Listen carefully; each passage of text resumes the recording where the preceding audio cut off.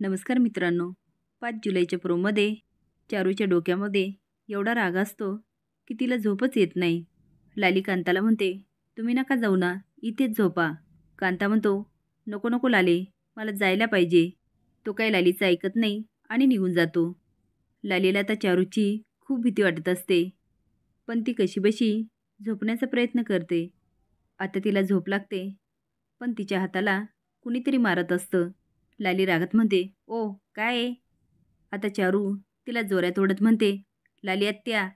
आता चारूचे होशच उडतात. ती वर बघायला लागते तर चारूच्या हातात मोठा सुरा असतो. लाली घाबरत म्हणते, चारू, अगं सुरा कशाला घेतलास? चारू म्हणते, जर माझे बाबा माझ्या नावावर प्रॉपर्टी करणार नसतील आणि जर तुम्ही माझं आणि शिनूचं लग्न मोडलं तर मी काय काय करू शकते याची फक्त तुम्ही झलक बघितली आहे. आता लालीच्या पायाखालची जमीनच सरकते.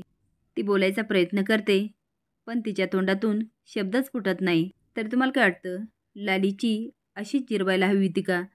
हे कमेंट बॉक्समध्ये नक्की सांगा. नवीन अपडेट जाण्यासाठी लाईक आणि सबस्क्राईब करा. धन्यवाद.